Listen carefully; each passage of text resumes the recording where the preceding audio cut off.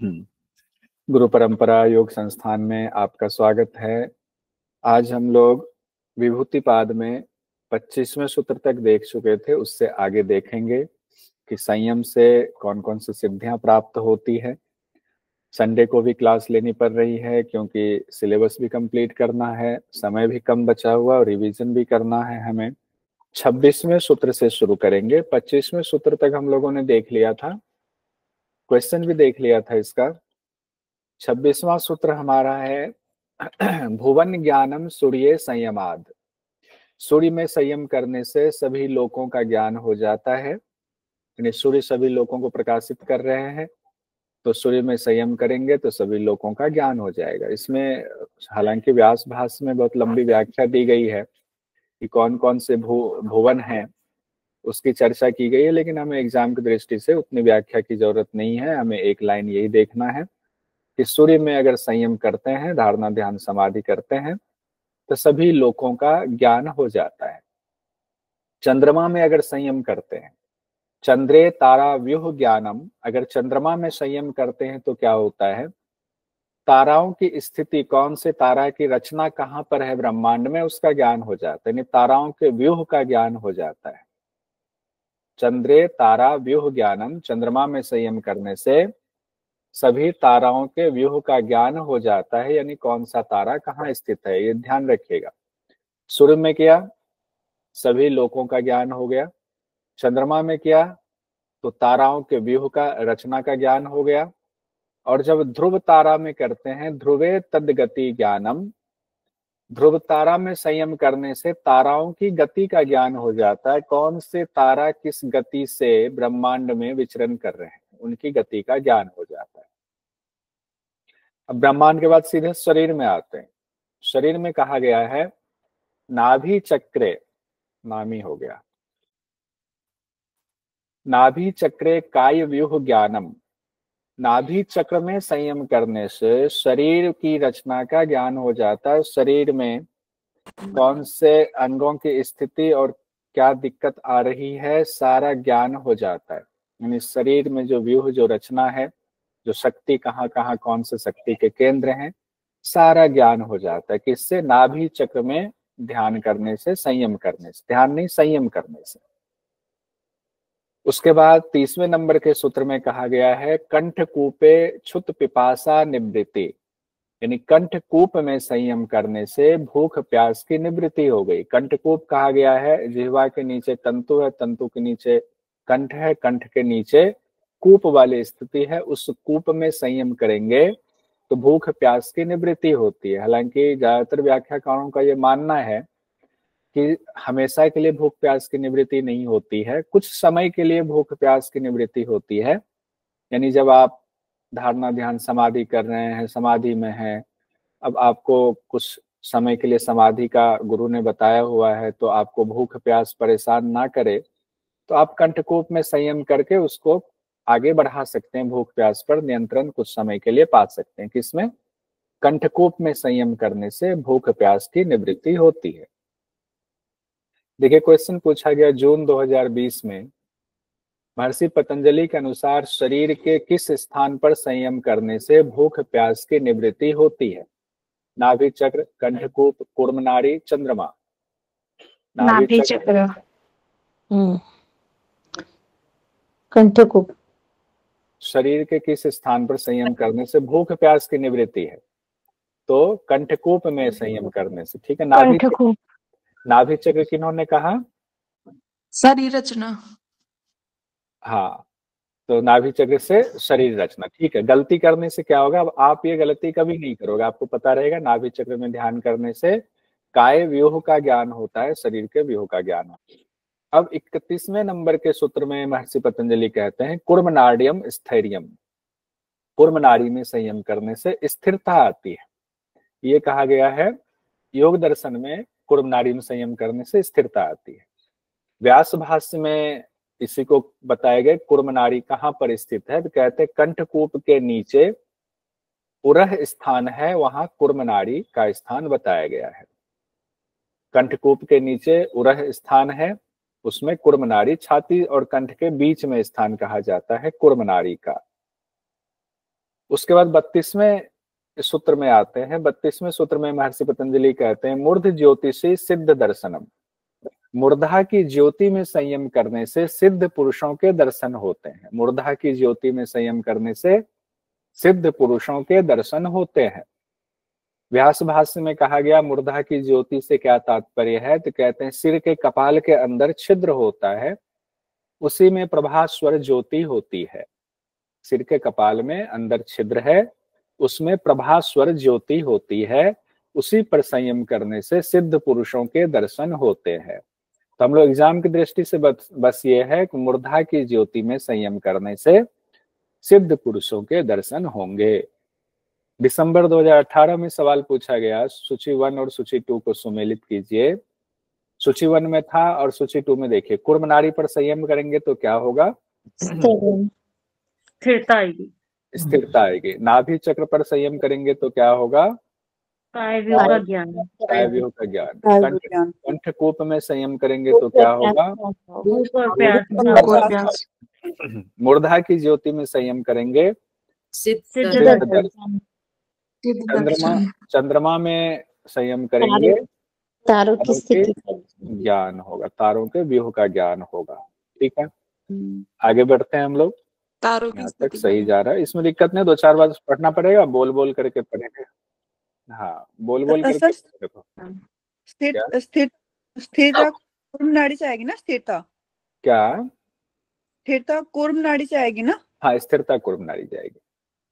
33वें number के सूत्र में कहा गया प्रातिभाद्वा सर्वम, प्रातिभाद वा सर्वम, यानी प्रातिभ ज्ञान उत्पन्न होने से सभी बातों का ज्ञान हो जाता। प्रातिभ ज्ञान क्या होता है? कहते हैं विवेक ख्याति से ठीक पहले वाली स्थिति, यानी विवेक ख्याति जब होते, जब ज्ञान आपका पूरी तरह से अब उसमें कोई छिद्र कोई कमी नहीं रह जाती है, उससे ठीक पहले वाली स्थिति को प्रातिभ ज्ञान कहा जाता है।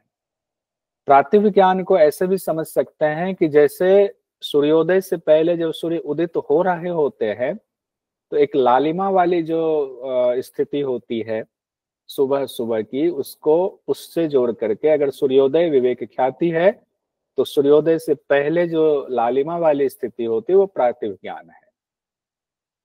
हालांकि सारी बातों का ज्ञान होता है, इसमें व्याख्याकारों का मानना यह है कि सभी पदार्थों का ज्ञान हो जाता है, ऐसा नहीं है, बल्कि बहुत सारे पदार्थों का ज्ञान हो जाता है।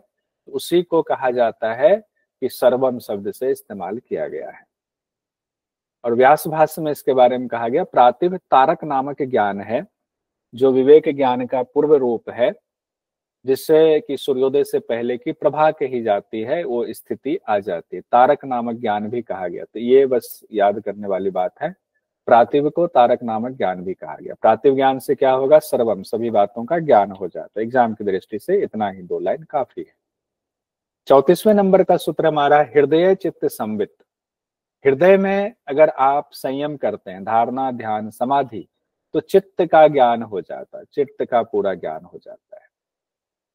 अब योग दर्शन में ये जो सवाल पूछा गया जुलाई 2022 में पूछा गया, पातंजल योग सूत्र के अनुसार शरीर के किस स्थान पर संयम करने से चित्त संवित होता है? कंठ में, नाभि में, हृदय में, भूमध्य में? तो हृदय में। हृदय चित्त संवित, हृदय में करने से चित्त संवित मतलब ज्ञान हो जाता है, चित्त का ज्ञान हो जाता है। 35वें नंबर का सूत्र है हमारा स्वत्व पुरुषयो अत्यंत असंकीर्णयो प्रत्यय अविशेष भोग परार्थत्वात् स्वार्थ संयमात पुरुष ज्ञानम। यहां से बहुत इंपॉर्टेंट है, एक से दूसरा जुड़ा हुआ मिलेगा अब आपको। कहते हैं सबसे लास्ट है इसका शब्द पुरुष ज्ञानम। पुरुष मतलब आत्मा का ज्ञान होता है। कैसे होता है आत्मा का ज्ञान? तो कहते हैं सत्व पुरुषयो अत्यंत असंकीर्णयो। सत्व पुरुषयो कहते हैं सत्व यानी बुद्धि, और पुरुष जो कि अविद्या की वजह से बहुत ही निकट मालूम पड़ता है। यानी बुद्धि और पुरुष क्या होता है? दोनों मिला जुला मालूम पड़ता है, दोनों अपने आप में मिक्स हो गया हुआ है अविद्या की वजह से। लेकिन सच्ची स्थिति ये है कि दोनों अलग अलग है। इसका साथ होना ही भोग कहा गया है। प्रत्यय अविशेष भोग है। अब भोग है, अब जैसे आपको ये बात या हमें ये बात ज्ञान हुआ गुरु से कि तुम अपने शरीर को खुद मान रहे हो कि तुम ही ये शरीर हो, तुम्हारी इंद्रियां ये तुम ही इंद्रिय हो, ऐसा नहीं है। आत्मा अलग है, इंद्र तुम्हारी आत्मा की वजह से तुम्हारी ये प्रकृति प्रकाशित हो रही है, दोनों अलग अलग है।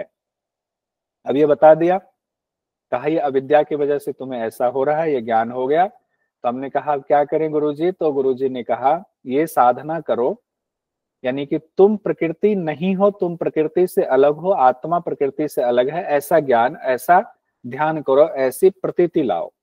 तो बुद्धि के साथ अपनेपन से अलग, यानी कि उस प्रकृति के साथ जो अपनापन अभी है उससे अलग जो पुरुष की खुद की प्रतीति है, स्वार्थ प्रतीति मतलब पुरुष की जो खुद की प्रतीति है, उसमें जब संयम करते हैं कि मैं पुरुष हूं, मैं पुरुष, मैं तो पुरुष स्वरूप, ये अभ्यास करना पड़ेगा। तो जब उसमें संयम करते हैं तब हमें पुरुष का ज्ञान होता है, यानी आत्मा का ज्ञान होता है। आत्मा का ज्ञान होगा तो क्या होगा? जब आत्मा का ज्ञान हो रहा, पुरुष का ज्ञान होगा तो क्या होगा? वो अगला सूत्र जुड़ा हुआ है 36वें नंबर के सूत्र में महर्षि पतंजलि कह रहे हैं, ततः प्रातिभ श्रावण वेदना दर्शः स्वाद वार्ता जायन्ते। यानी जब पुरुष का ज्ञान होता है, आत्मा का ज्ञान होता है, तब आपको प्रातिभ नाम आदि 6 सिद्धियां प्राप्त होती। कौन से? प्रातिभ, श्रावण, वेदन, आदर्श, आस्वाद, वार्ता। प्रातिभ, श्रावण, वेदन, आदर्श, आस्वाद, वार्ता, याद करना पड़ेगा इसको।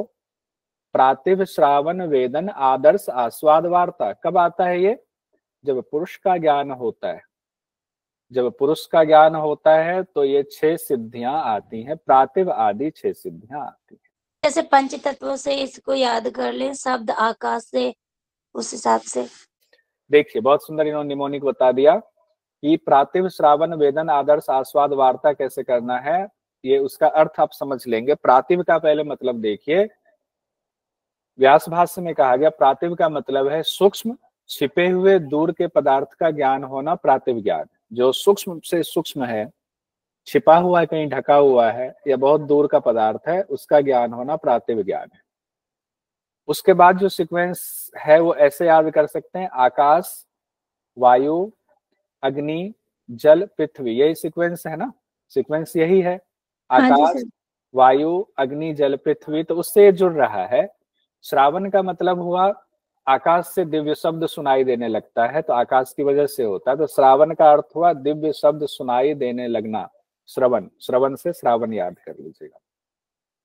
वेदन का मतलब है दिव्य स्पर्श की प्राप्ति, वायु चल रही है तो वायु का स्पर्श महसूस कर रहे हैं, उसको वेदन कहेंगे, दिव्य स्पर्श की प्राप्ति वेदन है।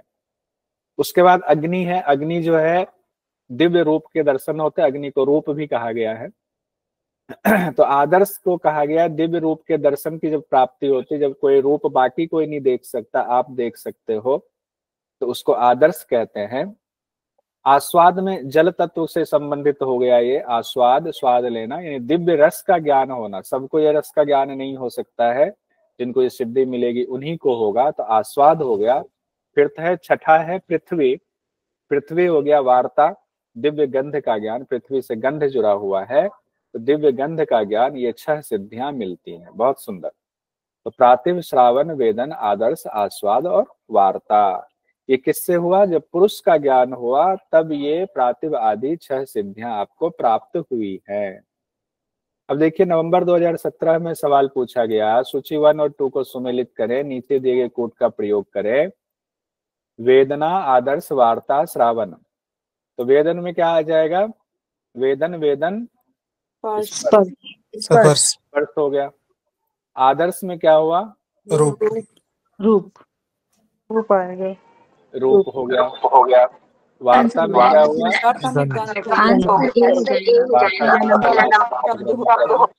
श्रवण शब्द। श्रवण हो गया शब्द। बहुत सुंदर। तो वेदना हो गया क्या? एक बार फिर से एक आदमी कोई बोलिए, कौन बोलेंगे?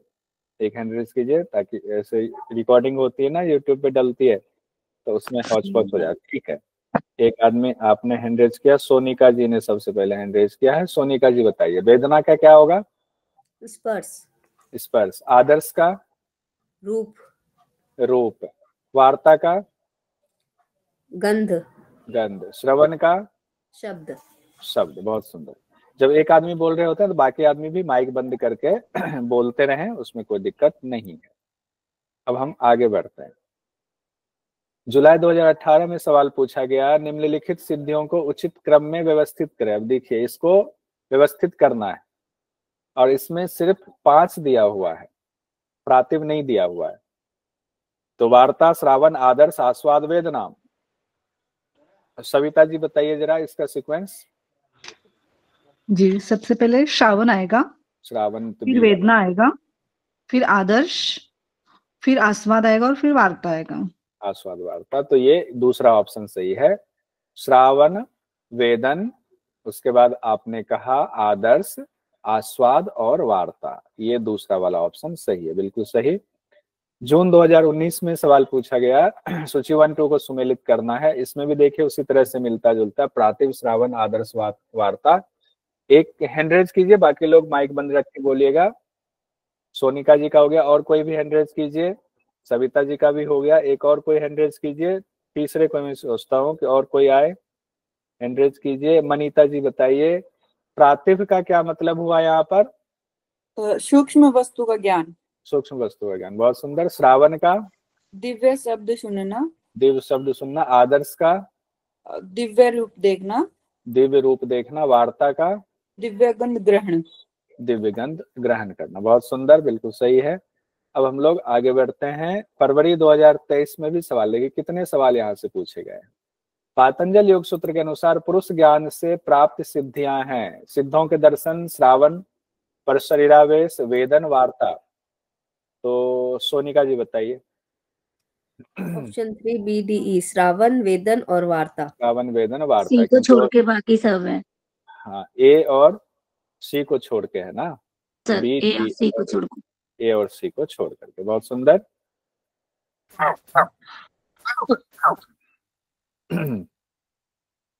जून 2023 में सवाल पूछा गया, पातंजल योग सूत्र के अनुसार पुरुष ज्ञान से प्राप्त सिद्धियां हैं। आस्वाद, अंतर्धानम, आदर्श, वेदन, अपरांत ज्ञानम।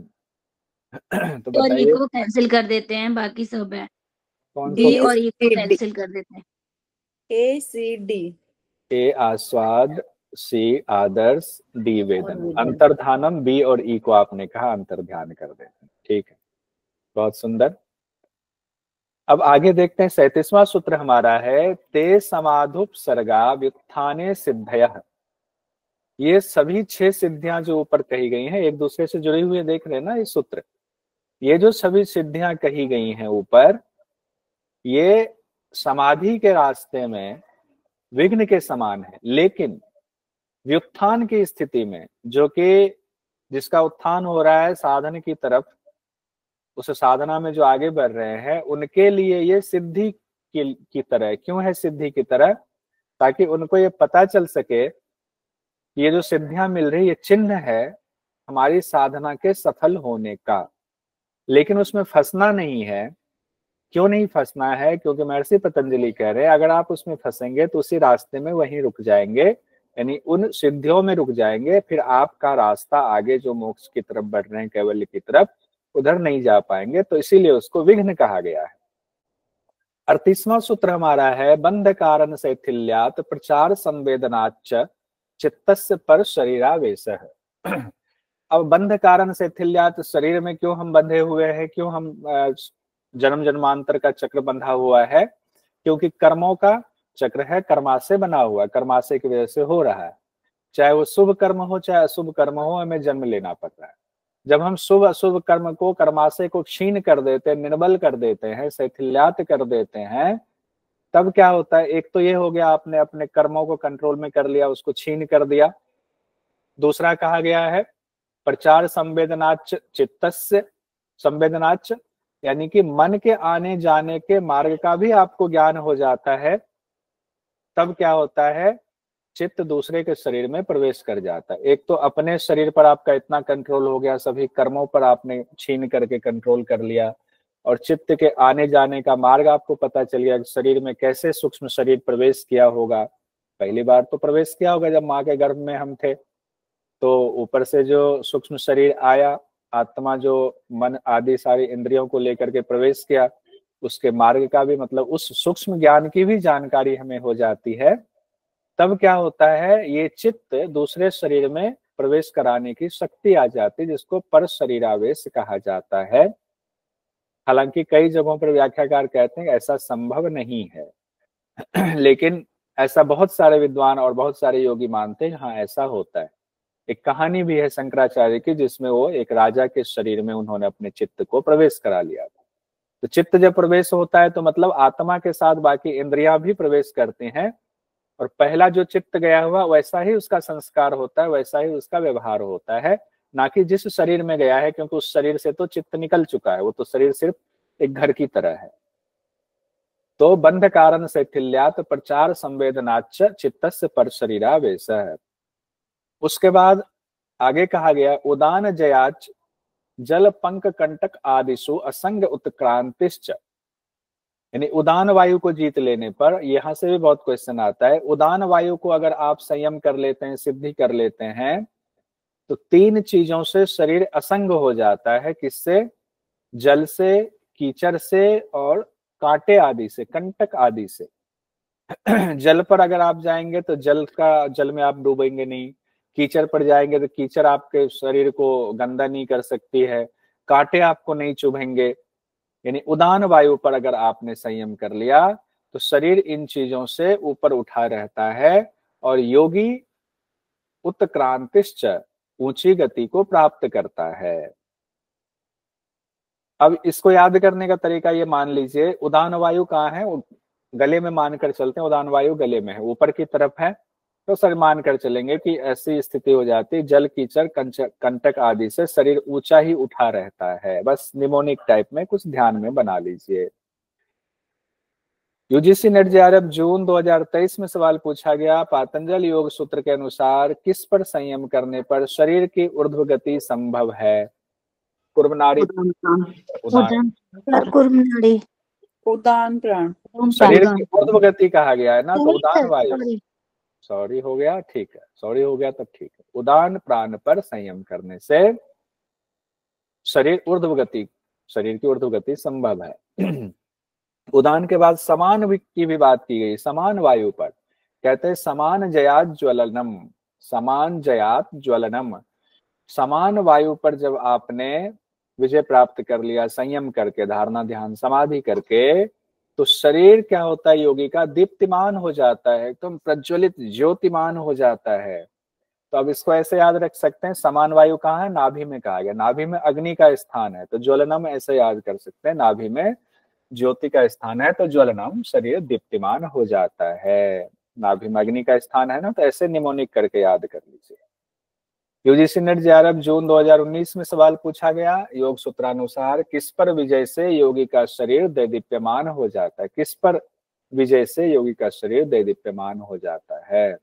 समान वायु, उदान वायु, प्राण वायु, समान वायु, समान वायु।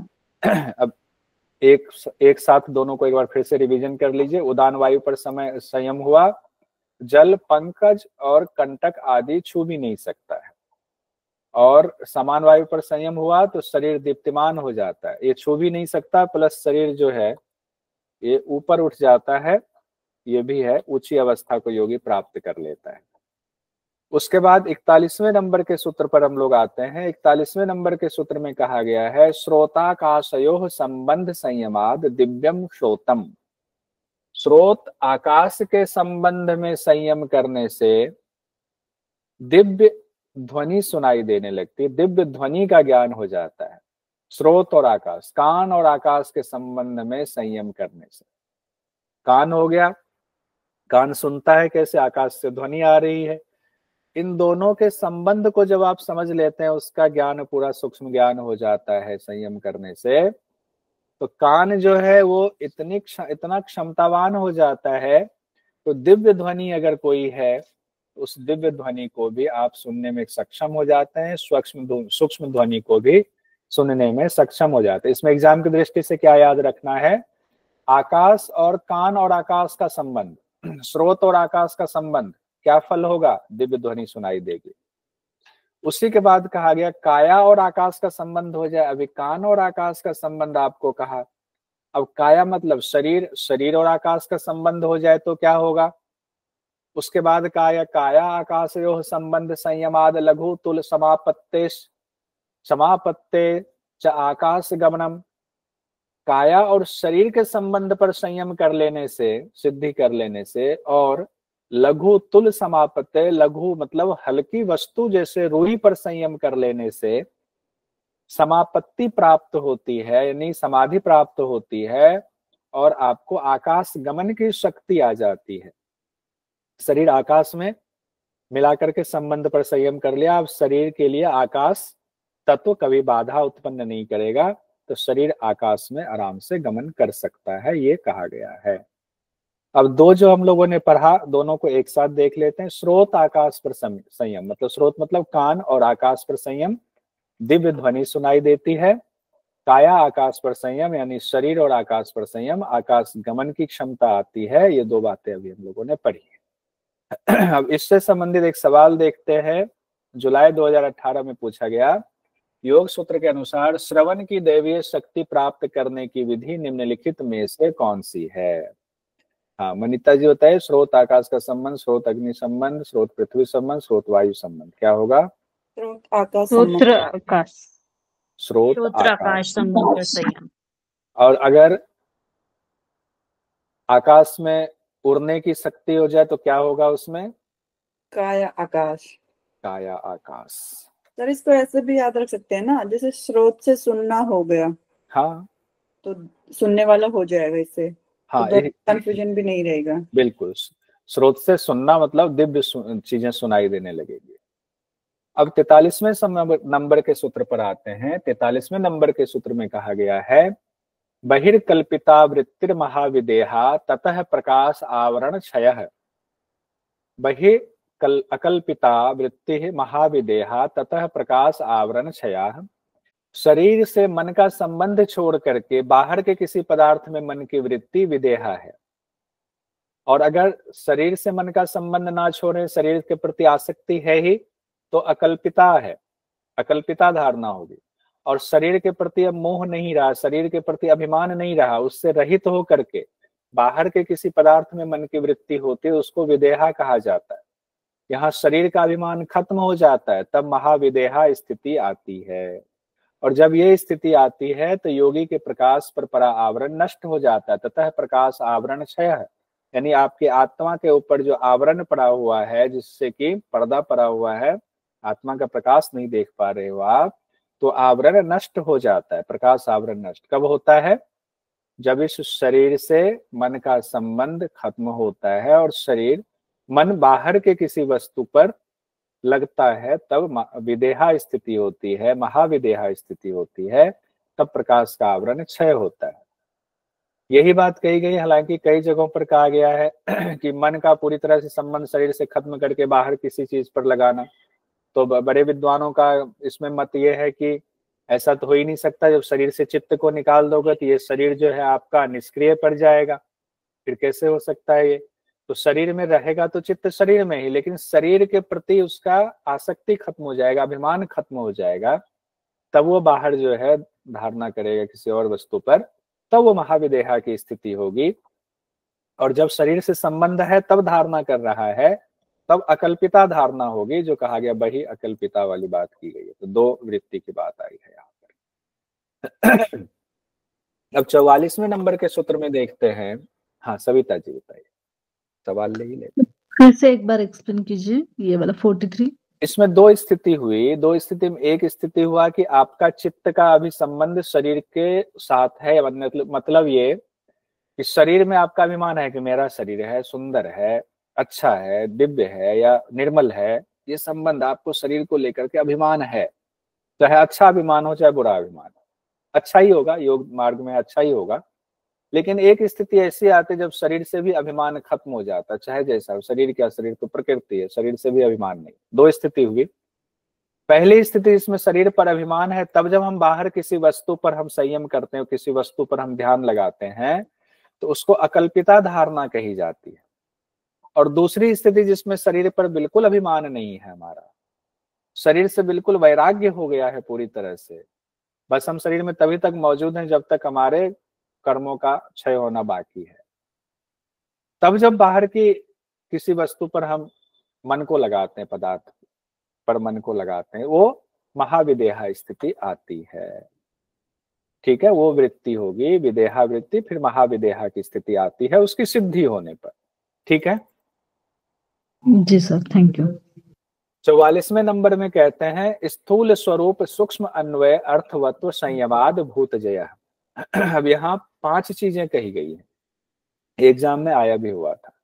स्थूल स्वरूप सूक्ष्म अन्वय और अर्थवत्व, इन पर जब आप संयम करते हैं तो भूत जय की स्थिति आती। भूत जय मतलब 5 भूतों पर आप विजय प्राप्त कर लेते हैं।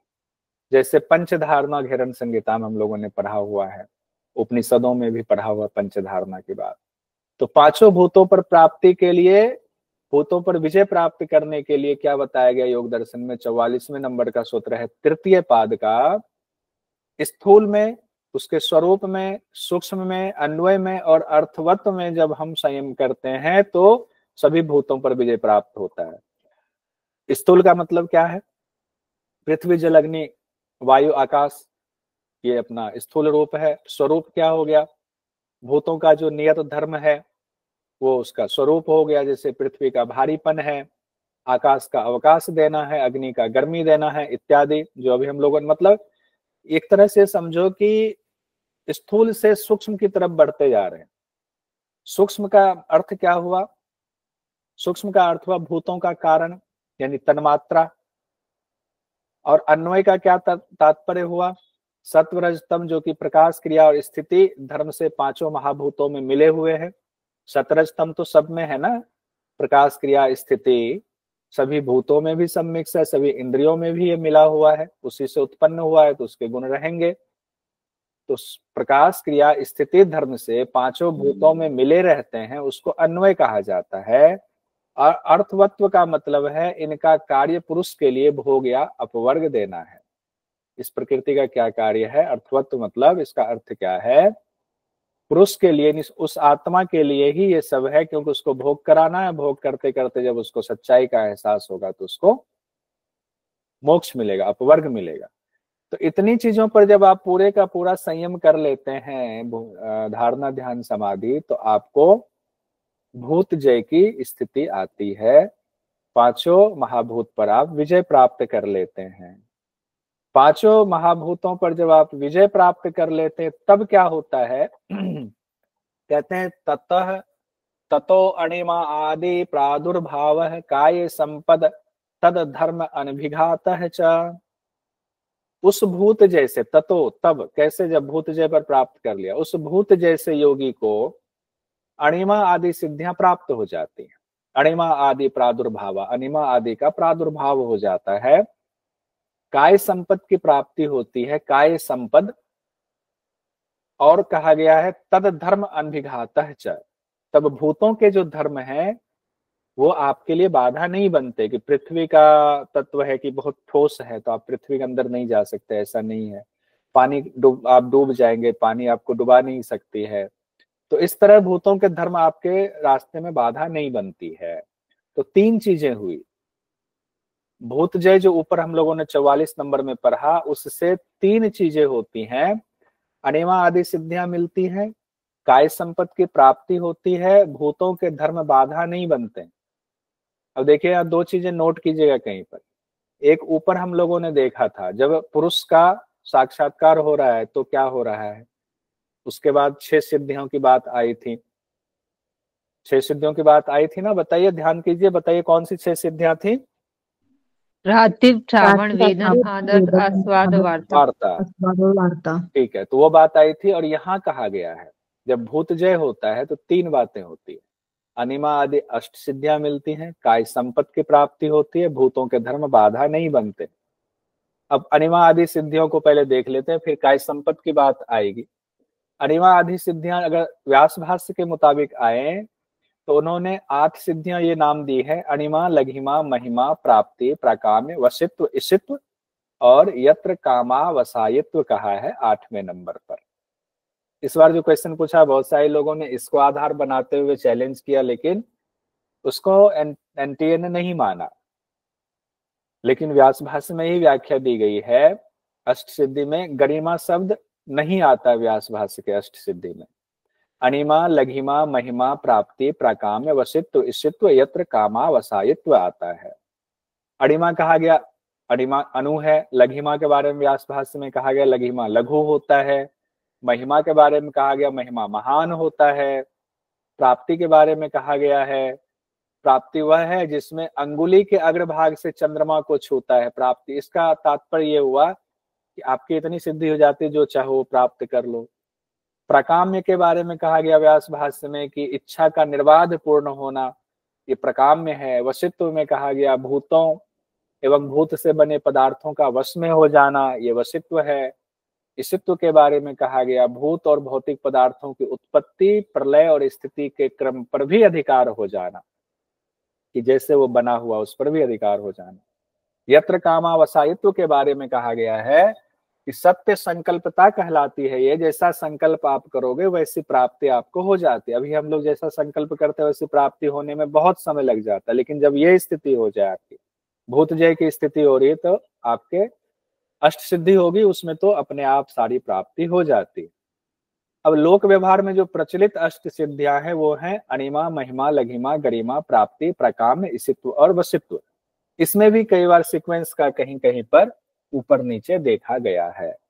तो मुझे अभी तक ये नहीं मिला हुआ है किस शास्त्र में ये वाली बात कही गई है।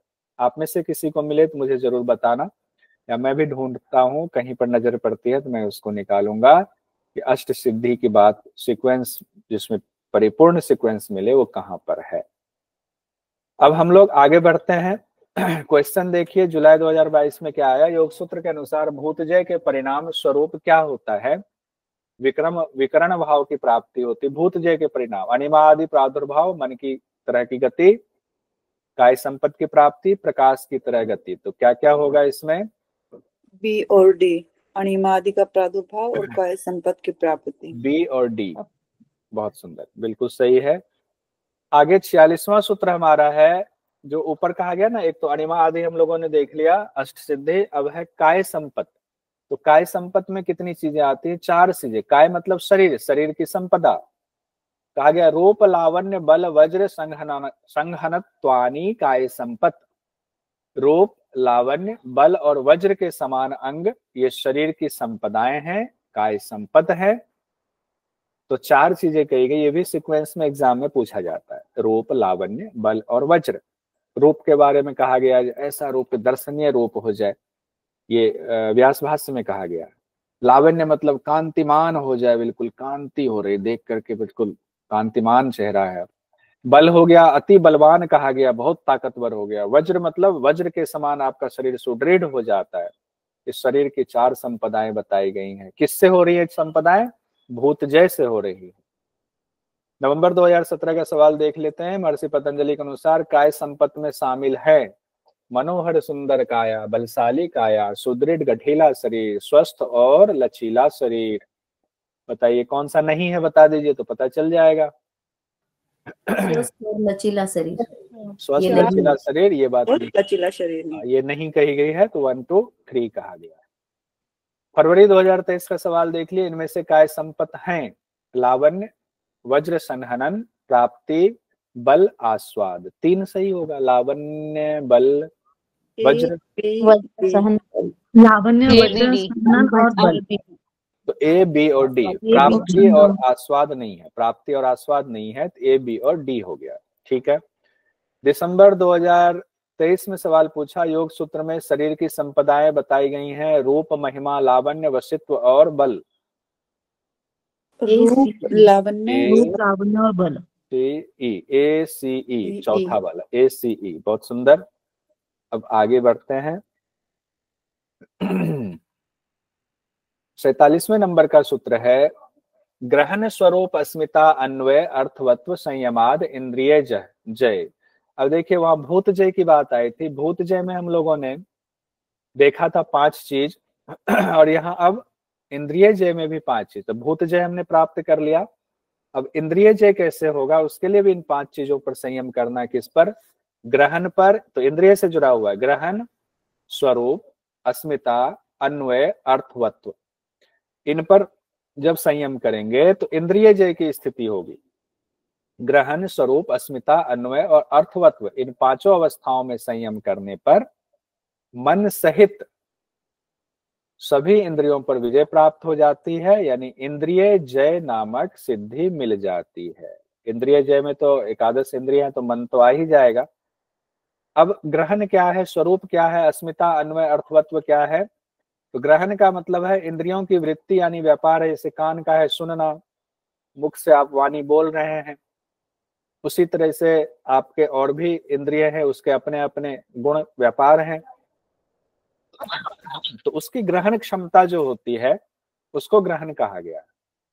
स्वरूप क्या हुआ इंद्रियों के लिए? तो इंद्रियों का प्रकाशत्व जो है, जैसे नेत्र का है रूप प्रकाशत्व, कान का शब्द प्रकाश, शब्द को प्रकाशित कर रहा है, तो रूप और शब्द ये स्वरूप हो गया उन इंद्रियों के लिए। ऐसे ही और भी जोड़ सकते हैं।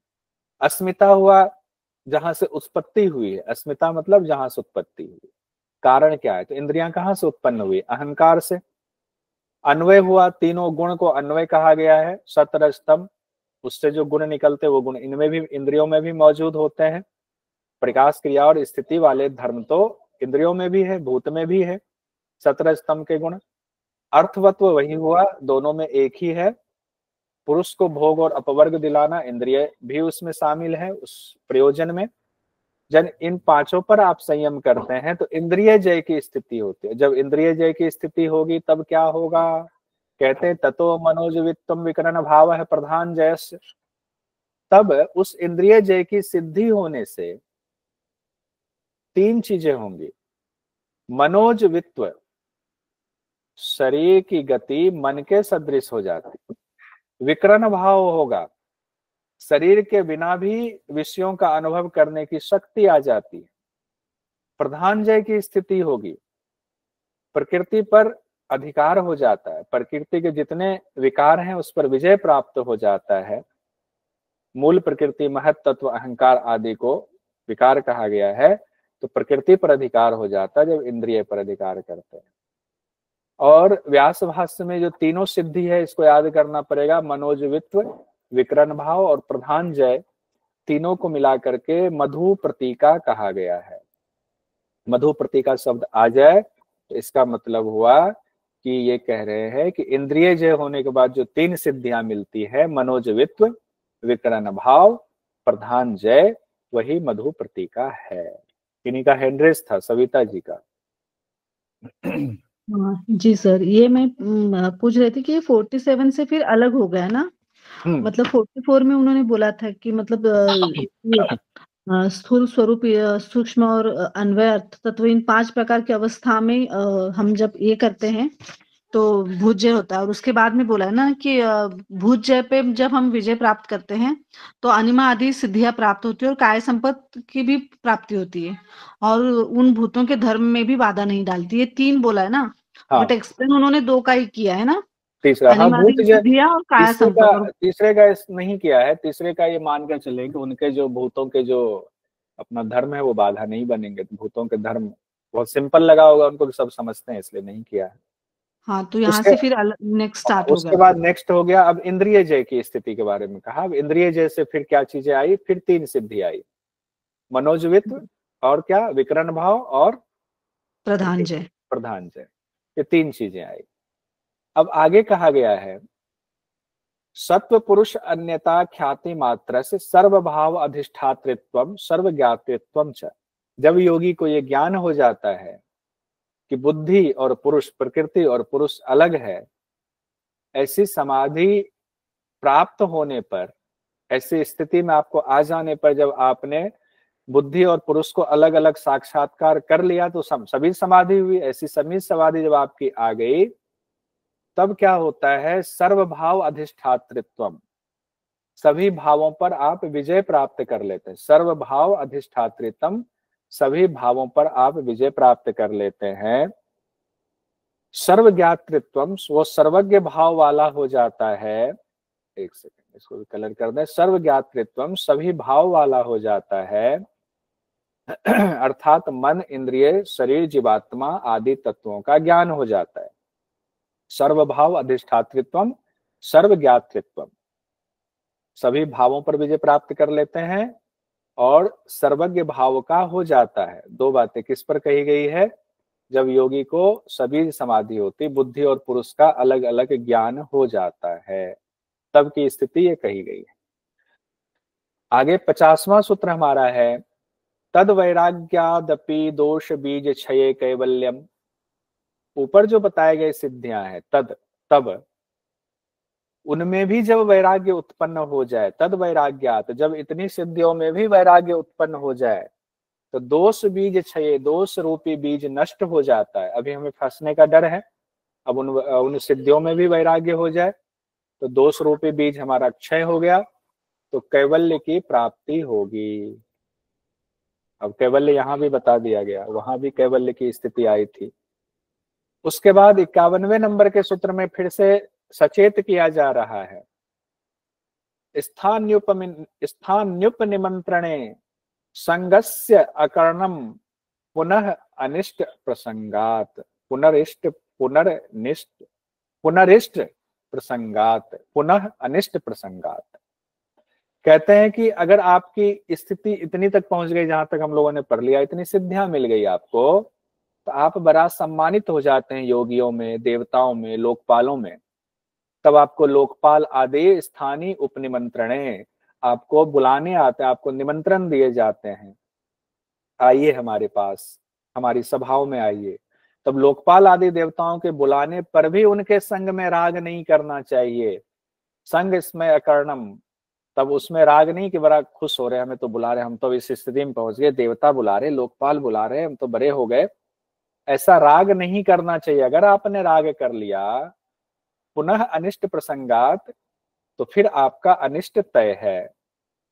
उच्च स्थान प्राप्त व्यक्तियों के निमंत्रण पर अगर आपकी आसक्ति हो गई, अभिमान हो गया, तो आपका फिर अनिष्ट तय है। ये क्वेश्चन भी आया हुआ था, देखिए 2019 में भी आया था, बाद में भी आया है। समाधि प्राप्ति में सिद्धियां विघ्न हैं, देवताओं के आमंत्रण पर भी योगी को साधना छोड़कर भोगों की ओर आसक्त नहीं होना चाहिए। ए और दो दोनों सही है, आरे की सही व्याख्या है, ए ऑप्शन। जून 2020 में सवाल पूछा गया, समाधि में विभूतियों को विघ्न बताया है और व्युत्थान में सिद्धियां कहा गया है। लोकपाल देवताओं के आमंत्रण पर उसमें ना तो राग करना चाहिए ना अभिमान, क्योंकि ऐसा करने से पुनः अनिष्ट की संभावना होती है। ऑप्शन आखिर सही व्याख्या, ठीक है। दिसंबर 2023 में पूछा गया, नीचे एक अभिकथन है और कारण है। योग सूत्र के अनुसार योग की उत्पन्न उन्नत अवस्था में लोकपाल देवताओं के आमंत्रण पर आसक्त नहीं होना चाहिए। कारण दिया गया, देवताओं के आमंत्रण स्वीकार करने पर पुनः अनिष्ट की संभावना निर्मित होती है। दोनों सही है, ए और आर दोनों सही है, दोनों सही है। व्याख्या भी करता है। ठीक है, अब आगे बढ़ते हैं। 52वें नंबर का सूत्र है, क्षण तत्क्रमयोः संयमाद विवेकजम ज्ञानम। क्षण और उसके क्रम में संयम करने से विवेक ज्ञान उत्पन्न होता है। ऊपर तो कहा गया था कि अष्टांग योग की से हमें विवेक ज्ञान उत्पन्न होता है, और अष्टांग योग में ही ये बताया गया था संयम करेंगे तो क्रम से संयम करना है। उसी बात को अब वहां से यहाँ लाकर रख रहे हैं, क्षण और उसके क्रम में संयम करने से विवेक ज्ञान उत्पन्न होता है। तो अत्यंत लघु काल का नाम क्षण है, कहते हैं एक क्षण, और क्षण क्षण का प्रवाह जो है जब नहीं टूटता है तो क्रम हो जाता है एक क्षण, और इन क्षणों और उनके क्रम में भी जब संयम होता है तो विवेकज ज्ञान उत्पन्न होता है। 2 के 28वें में कहा गया था विवेक ख्याति की प्राप्ति होती है अष्टांग योग के अनुष्ठान से। 53वें नंबर के सूत्र में कहा गया है, जाति लक्षण देशे अन्यता अनवच्छेदात तुल्योः तत् प्रतिपत्ति। जाति लक्षण देशे, इनके भेद से मिला हुआ था, जिसको अब अलग अलग करना मुश्किल था, लेकिन जब विवेक ज्ञान हुआ तो विवेक ज्ञान से जाति लक्षण और देश का भेद का साफ साफ ज्ञान हो गया, वो साफ साफ नजर आने लगा। जाति लक्षण देश ये भेद प्रकृति पुरुष के मिक्स होने से था, अविद्या की वजह से। अब विवेक ज्ञान आ गया, अविद्या खत्म, तो जाति लक्षण देश का भेद जो मिला हुआ था जिसको हम नहीं पहचान पा रहे थे और इस प्रकृति में फंसे हुए थे, इस मोह माया में, दुख सुख में, विवेक ज्ञान होने से वो साफ साफ नजर आने लगा। 54वें नंबर के सूत्र में फिर कहते हैं, तारकम सर्व विषयम सर्वथा विषयम क्रमम चेति विवेकजम ज्ञानम। विवेक ज्ञान की विशेषता है जो इस भवसागर से तारने वाला है। तारकम सर्व विषयम, सभी विषयों से तारने वाला है, सबको जानने वाला है। सर्वथा विषयम, सबको जानने वाला है, सब प्रकार से जानने वाला है। और अक्रमम, सब बिना क्रम के जानने वाला है, वह विवेक ज्ञान है। तारकम मतलब इस भवसागर से तारने वाला, एक क्वालिटी हुई। सर्व विषयम, सबको, सभी विषयों को जानने वाला। सर्वथा विषयम, सब प्रकार से जानने वाला। अक्रमम, बिना क्रम के जानने वाला। तो चार चीजें हुई विवेक ज्ञान के बाद। ये विवेक ज्ञान, विवेक ज्ञान में क्या चार चीजें होंगी, कहीं नोट कीजिएगा। तारकम, सर्व विषयम, सर्वथा विषयम, अक्रमम, ये चार चीजें हुई। और अंतिम जो सूत्र है हमारा विभूतिपाद का, वो है सत्व पुरुषयोः शुद्धि साम्ये कैवल्यमिति। सत्व पुरुषयोः शुद्धि साम्ये कैवल्यमिति, यानी बुद्धि और पुरुष, यानी आत्मा और पुरुष, आत्मा और प्रकृति का, चित्त का, इन दोनों की जब समान रूप से शुद्धि हो जाती है, वो भी अपने त्रिगुणातीत हो जाते हैं और आत्मा भी मुक्त हो गई, तो विवेक ज्ञान के द्वारा तब कैवल्य की स्थिति प्राप्ति होती है। पूरी तरह से वो भी अपना शुद्ध, दोनों एक दूसरे में मिला हुआ था, अब दोनों अलग अलग हो गया। विवेक ज्ञान के द्वारा हुआ तो कैवल्य की स्थिति की प्राप्ति होती है। तब जीवात्मा में भोग का अभाव हो जाता है, तब पुरुष की शुद्धि होती है। अब देखिए, क्वेश्चन पूछा गया जून 2020 में, जो कोविड की वजह से पेपर बाद में हुआ था। योग सूत्र के अनुसार एक समान प्रतीत होने वाली वस्तुओं में जो उनके सभी भेदों को प्रत्यक्ष करा दे, उसे क्या कहते हैं? योग सूत्र के अनुसार एक समान प्रतीत होने वाली वस्तुओं में विवेक ज्ञान। विवेक हाँ, विवेक ज्ञान। अभी तक क्या था, सभी भेदों को अलग अलग नहीं कर रहे थे, लेकिन विवेकज ज्ञान होने से कौन कौन से भेद बताए गए, उसमें नाम दिया हुआ है। क्या कहा गया है बताइए? सभी भेदों को प्रत्यक्ष करा दे। क्या कहा? जाति लक्षण देश, जाति लक्षण देश, लक्षण देश देश से अन्यथा अनवच्छेदात तुल्य ततः प्रतिपत्ति है। तो ये हमारा विभूतिपाद भी संपन्न हो गया।